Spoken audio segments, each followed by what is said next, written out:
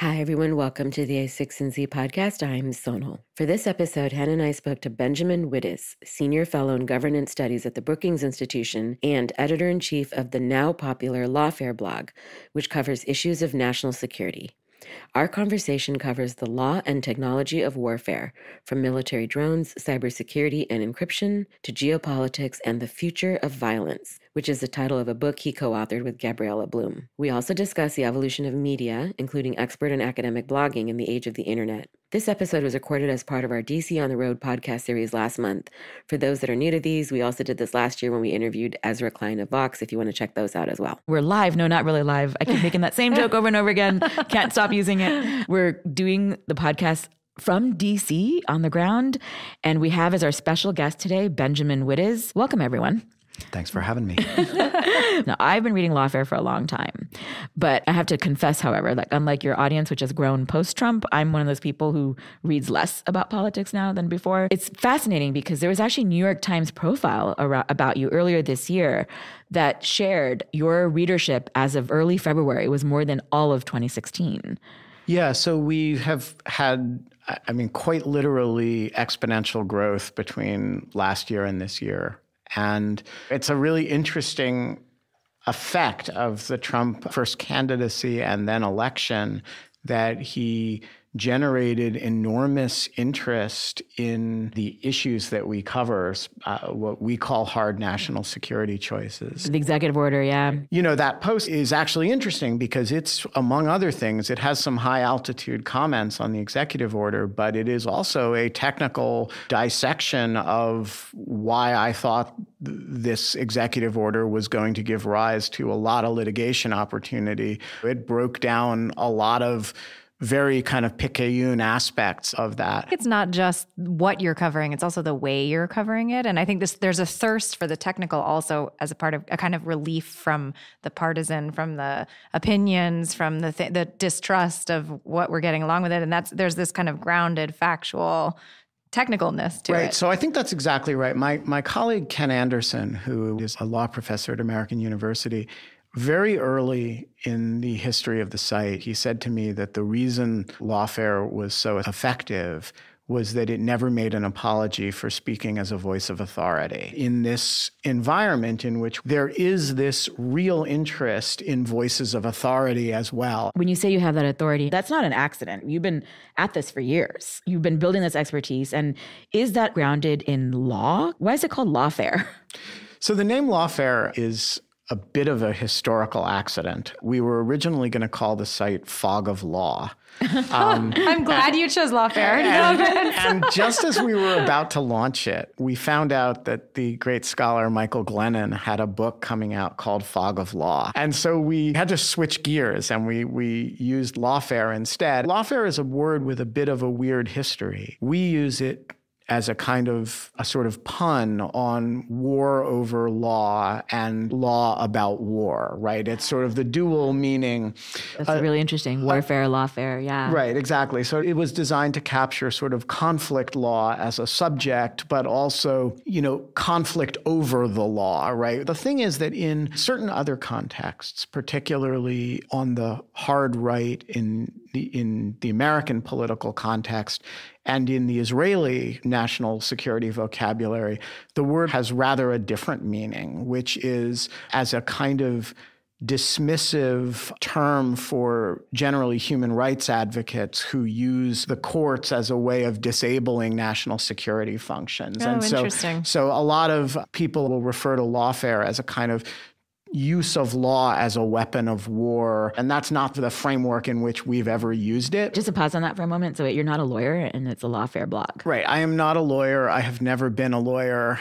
And I occasionally think about taking the California bar, which you can do without going to law school because California. Because every now and then somebody writes, when they want to sort of dismiss something that I've written without, actually engaging the argument, they'll say, Benjamin Wittes, who isn't even a lawyer, argues that blind. I just want to get rid rid of that. So I just wanted, so I feel it would take a lot of work. So I am, by background, a legal journalist. I actually got interested in national security law as a result of this institution that nobody at the time had ever heard of called the FISA Court. The FISA Court is a court constituted by Congress in the Foreign Intelligence Surveillance Act of 1978, and it does basically two things. It considers applications for wiretaps in the national security context, and it also supervises certain programmatic surveillance activity, particularly related to domestic captures of foreign-to-foreign communications that are passing through servers in the United States. So it's an area of law that is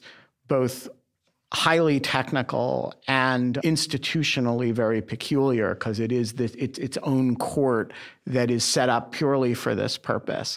And I got interested in it in the mid-1990s after the Aldrich Ames case. Aldrich Ames was a spy at CIA for the Russians. And after the Ames case, the Justice Department quietly went to the Congress and asked the Congress to expand the jurisdiction of the FISA court to include certain physical searches, that is, actually breaking into somebody's apartment and searching their stuff. Which, by the way, just for a point of contrast, is pretty normal and typical in law enforcement in like domestic matters. Yeah, sure. There's nothing abnormal about going to a court for a physical search. There's something peculiar about a court that has electronic surveillance authority and no physical search authority. So they tried to regularize that and successfully did in 1994. And when I left the Post, which was at the end of 2006, I left to write a book and I came to Brookings. Lawfare was kind of an outgrowth of that work combined with work that my colleagues Jack Goldsmith and Bobby Chesney were doing. The part that's fascinating to me about this narrative more broadly is it ties into this larger theme of the evolution of media and blogging in general and self-publishing.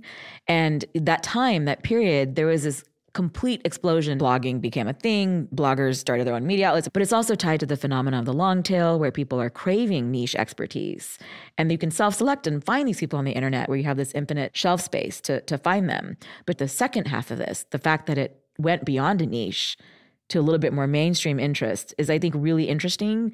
And besides 9/11, like what are some of the other epics in policy and political history that have kind of led us there? Like, would Snowden be added to that list? So Snowden is actually the second to last of these. So first, a huge percentage of the site was about the law of detention. The issue at hand was Guantanamo and the sort of developing law of detention and should you close Guantanamo? Under what law should you hold people there? Under what law should you hold people somewhere else? Over time, that set of issues faded. The salience of the issue diminished. The parameters of the dispute narrowed.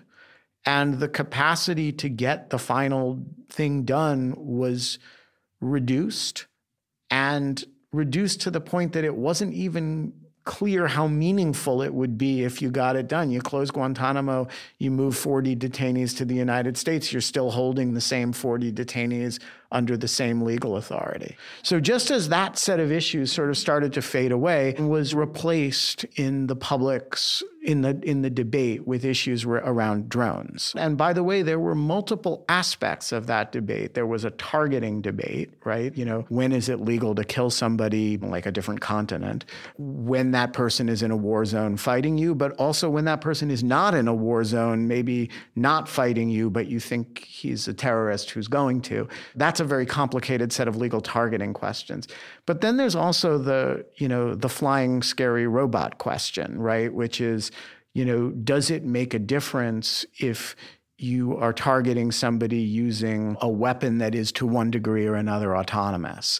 And that question itself has a set of, valences as you get more and more and more autonomy, including, some very futuristic questions like what if the targeting authority itself is autonomous, right? And this should be obvious, but we're really talking here about drones in the military strikes context, not commercial drones. And on the one hand, you're talking about battlefield drones, right? Weaponized battlefield drones. But you're also talking about the CIA's use of drones in non-battlefield settings. Such as, for example, we did a whole bunch of drone strikes in Yemen. It was not considered an active theater of conflict at the time, right? And then there's also the question, as the technology proliferates, including proliferates to the level that, you can go to Best Buy and have your choice. And once you do that, the only difference between you and the CIA is carrying capacity. Your drone doesn't carry as much payload, and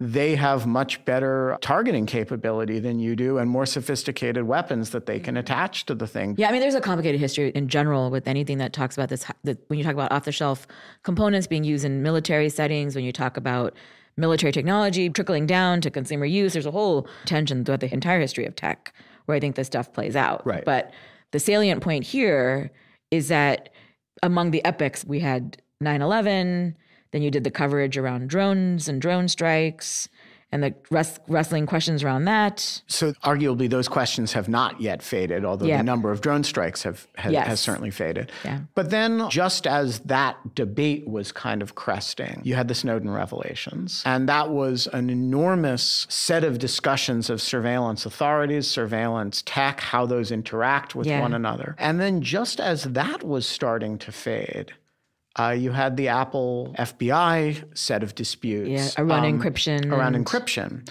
Now, along the way, there are all these other issues that arise. For example, people get charged with material support for terrorism. The government asserts a national security FOIA exemption to protect a program. And then there are wonky things like the Alien Tort Statute, which is an area that human rights groups and U.S. corporations care a great deal about, and most other people have never heard of. And so that's the kind of bread and butter stuff of the site. Over the years, in the course of covering that, we assembled a remarkable collection of people with a lot of enormously precise technical expertise. So that includes people like Susan, who came to us from NSA and is one of the, genuine government side surveillance law expert. It also includes, major academics who we try to give a platform to write in a more applied setting. You actually have some of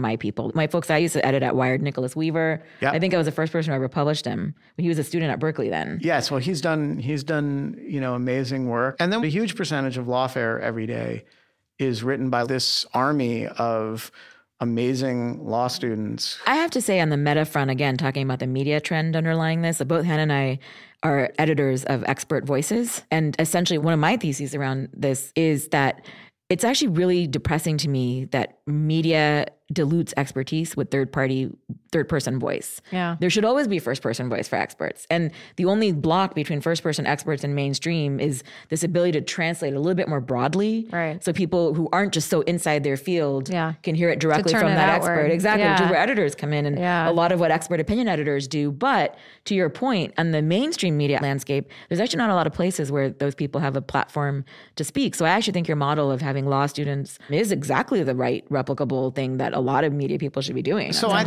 think it's a really interesting thing that even as some of these students have become real voices in the conversation, that people have not tried to replicate it. But it is, not just students, but even serious academics are an untapped resource. Part of the problem is that the blogs, generally speaking, that try to give voice to academics are generally not run by journalists. Yes. And so they don't have a journalistic sensibility in terms of what they're pushing people to do. Well, and I also think part of the problem is the insularity of academia. Yes. That there isn't an obligation for many of these fields or a sense of obligation to speak to somebody who is a less initiated reader. And also a willingness to be edited in some cases to reach a broader audience. Right.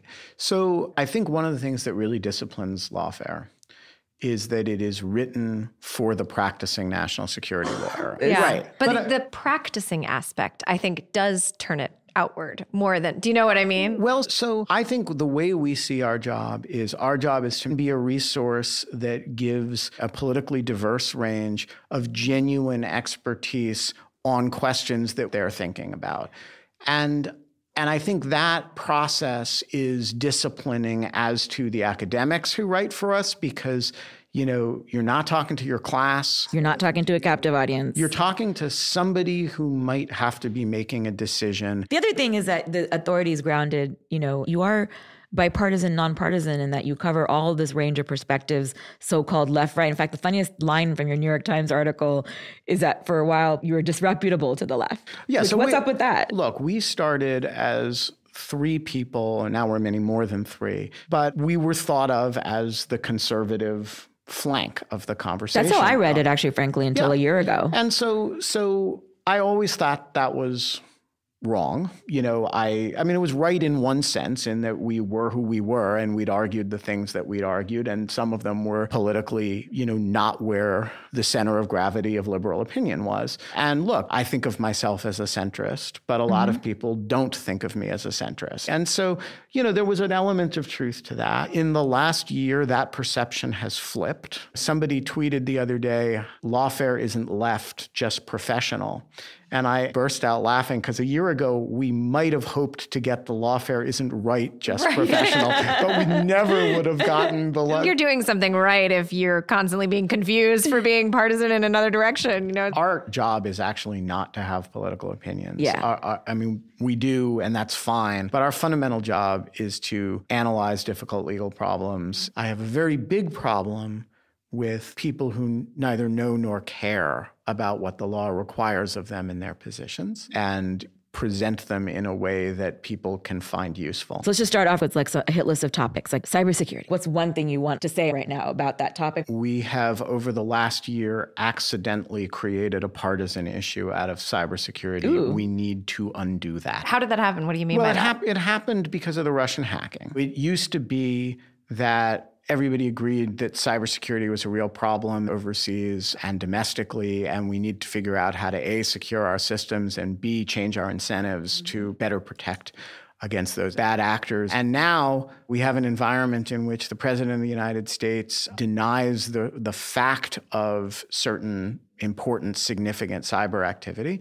And before you can argue about what to do about it, which is, or about, cyber vulnerabilities, you have to have this argument that has to do with what political side you're on, what you think about, how you feel about Vladimir Putin, and what you think about WikiLeaks. And I worry that is going to make a lot of cybersecurity questions much, much more difficult as a policy matter to address, at least at the federal level. I'd like to hear your view on just a statement on encryption. Okay. Well, I would say don't rest easy on this. The issue will come back. Oh, it was even gone? What I feel strongly about is not any particular outcome of the conversation, but that we actually have the conversation in a serious way. The problem with what we do is that something awful happens and then we have it for a period of time until we let it go away.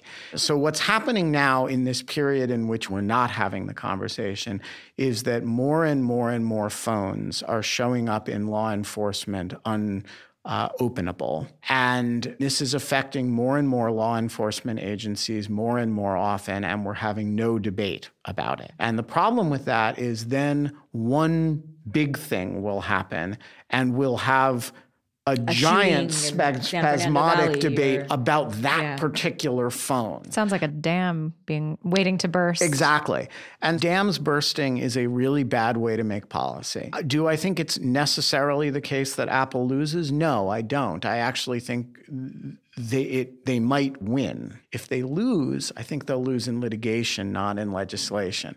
The scenario in which Apple loses, or some other provider loses, is that they lose in litigation, and then they have to go to Congress in order to change the legislative landscape to undo what they've lost in litigation. And at that point, you'll see a compromise of some sort. It's fascinating because you made that entire response all about policy and politics.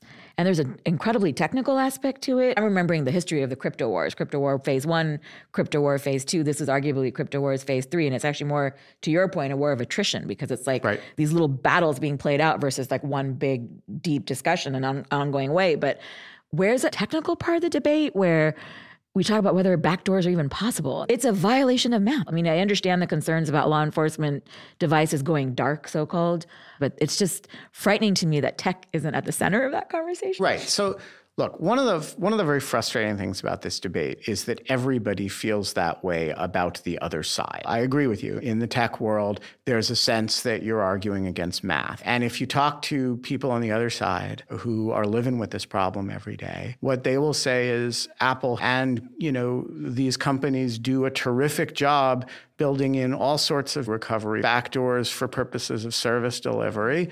And the reason this is impossible is that they want it to be impossible. And, there's lots and lots of argument on all sides that the other side just doesn't get it. Yeah. And I actually think everybody should pause before saying the other side just doesn't get it. People should spend some time to try to look at it from the point of view of their interlocutors in the conversation, because these are all functions in society that we want performed well. Yeah. I think our position is pro-national security, pro-tech, and finding sort of the ground that reaches that point of view. Okay, immigration. That's the next one on the list. So I am not an immigration expert. I do feel very, very strongly that it is important not to confuse the victims of terrorism with terrorists. Yeah.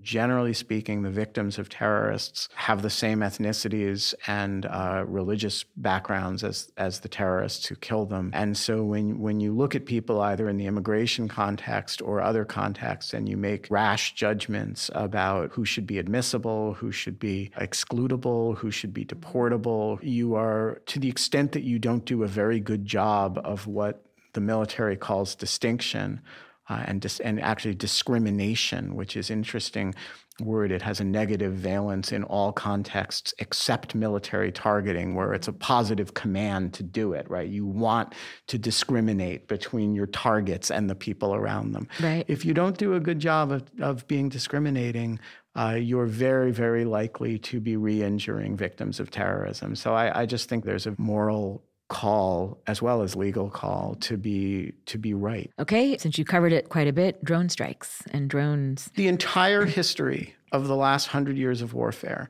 is a history of being better at discrimination, right? And we are more militarily effective and more protective of civilians as a result of technology and warfare. Just think about two sets of military actions against al-Qaeda-related targets in Pakistan. One, when, the 3,000 people that we killed with drones, and one when the Pakistani army went into the Swat Valley and displaced 100,000 people, right? The civilian disruption, death, injury is different by orders of magnitude. The military effectiveness is also different by orders of magnitude. And these are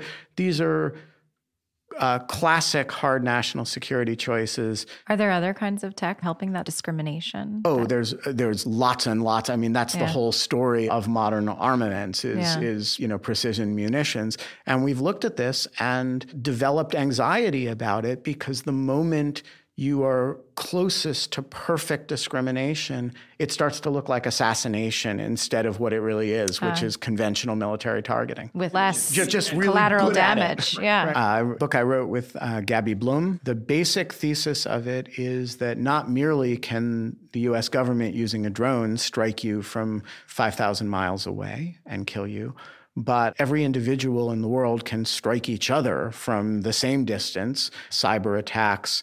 We spend a lot of time in the book, and I've actually done a lot of work subsequently on a form of sexual violence that we call sextortion that, takes place transnationally and involves one perp victimizing very large numbers of often underage or, it's really an appalling. Is this tied to sex trafficking? No, actually. Separate? It's a form of, I think of it as sort of remote sexual assault in which people either steal or coax somebody into giving them a nude or sexually explicit like revenge picture. porn. Well, it's like revenge porn, except the stuff doesn't get released. And then you use the picture that Revenge you've obtained porn blackmail. in order to produce, sort of extort the production of pornography. And so this is, in a Silicon Valley sense, the first time sexual violence has ever been scalable. We have perps that are doing thousands of victims all over the world. But how do they get these? Do they hack? Sometimes they hack. Sometimes they catfish. Sometimes they trick people. They pose as a boyfriend or a if you get into one of their friends' accounts. So we actually did, about a year ago, published a Brookings study of 80 sextortion cases, and they accounted for a minimum of 1,300 victims, and I think probably more like 6,000 victims. Growing exponentially. It's a huge growing problem. But for present purposes, the relevant fact is that it's remote, like a drone strike, right? It's a remote form of violence. It's scalable, as you said. It's scalable, and the power to do it is in the hands of the individual, right? And so the question that we took on in the book, it's a sort of governance question, is how do you govern a world in which anyone can attack anyone from anywhere? And the idea is that the technologies give people both heightened capacity to participate in defense, but also heightened vulnerability to attack. Yeah, that's a really interesting way of framing it, because we tend to talk about the asymmetries and how technology levels asymmetries, but you're talking about it from like 360 angles. Right. It's technology levels all the asymmetries. Exactly. Right? Exactly. And so you end up with a world of many-to-many threats and defenses. Right. And the question is, if you think about that from a liberal political theory tradition in which, the government, your government is responsible for protecting you. Well, if you're being sextorted from, Botswana, and your government has no functional capacity to do anything about that, in what sense is that your government? What does your government owe you in that situation? What does the government of Botswana owe you in that situation? That's fascinating, because it's essentially displacing the location of government from a physical.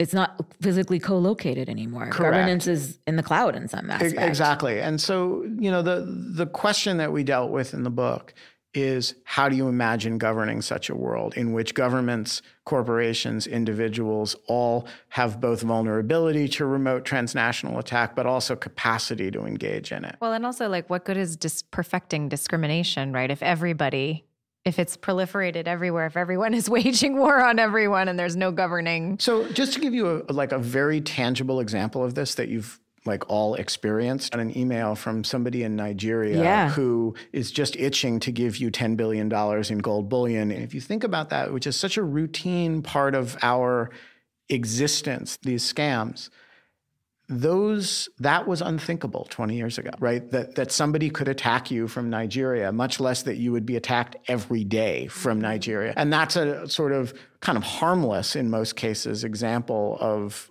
the world of many-to-many threats and defenses. But who do you look to for defense against that? You don't look to the government. You look to the provider Google, of your spam filter. Gmail. You're vulnerable to individuals that you never imagined yourself to be vulnerable to. And you look to a very different model of defense than we all grow up in sort of civics, thinking of what the function of government is. And who's responsible for it. Exactly. The whole axis of how we used to define things has just been turned upside down, inside out. If you're not left, right, we don't have Democrat, Republican. Do you have any working mind frameworks for what labels we could apply? Yes, I want to answer this in my non-lawfare capacity. Yes. But look, I don't care if somebody's a liberal or conservative. That's not predictive to me anymore of how they're going to be interacting with our current political reality. The relevant question to me is, when you look at this populist wave that we're experiencing, do you look at it, on the other hand, as areas where there are some points of commonality and some points of difference? Do you look at it as, with a large reservoir of sympathy but reservations? The answers to those questions will not break down according to left-right lines. Yeah, agreed. And I think the broad question is really, how do you feel about elites versus mass movements? Interesting. So that's a framing you would apply. That's the spectrum you think about. It's the spectrum I think about. It's an imperfect understanding of it, to be sure, but I think it works much better than a left-right axis. The other axis that's useful is, how do you feel about foreigners? And so then the question becomes, along what axes do you share that sense that foreigners are fleecing the United States? Do you share it in the immigration space? Do you share it in the trade space? Do you share it in the, financial sector space? Do you share it with respect to our allies and our overseas military commitments? One of the things that, most alarms me is us versus them conception of the world. And I think one way to understand the divisions in our politics right now is across how many sectors does that seem like a congenial way to you, the observer, to understand our place in the world. Okay, Russia. Adversary foreign power. Don't confuse it with anything else. It is led by a person who does not have the United States' best interests at heart and who wants to reestablish hegemony over a region that involves a lot of countries that don't want to be subject to Russian hegemony, and also has interests in protecting certain regimes, particularly in Syria, that we really don't have an interest in protecting. And so the authorities to exercise U.S. government power in the confrontation with Russia is going to be a predominant theme over the next few years. You described some of your colleagues having a plaque made, the handmaiden of power. What's the story behind that?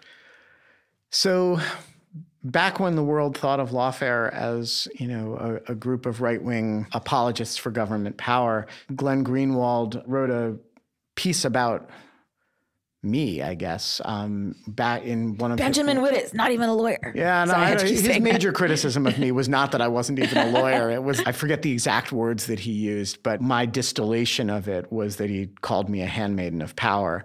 And so we used to joke around that I was a handmaiden of power. And I actually just taught a class on national security law at Georgetown, which we called Handmaidens of Power. Oh, no, you did it. I did. It's even on the syllabus. And so, when my managing editor, Wells Bennett, left a year and a half ago, left the site, he presented me with a plaque, which was a, fake, of course, Handmaiden of Power award from the intelligence community. Thanks for towing the company line. And you've been a handmaiden of power ever since. Well, no, and I think I even tweeted an image of it, which people immediately took seriously and believed that something called You're not allowed to joke on the internet. Exactly. We have a little joke around now. That's not the way people see us anymore, but it is still what we call ourselves. That's great. Well, Ben, thank you for joining the A16Z podcast. Thanks for having me. This was fun. By the way, I noticed you have like a helmet. Did you bike over here? No, I segued. Wait, you segued over here? Yeah, it's my principal mode of transportation. I mean, just like, why not a bike? It's Washington. It's some of the year here, it's unbelievably hot and humid, and I just don't really want to show up for work drenched in sweat, and I get exercise lots of other ways. And besides, I like being outside on the Segway. Adults always think you're a dork, but children think you're a god, and that's a trait I'm totally comfortable with. That's great. Well, you got to go Segway right on out of here.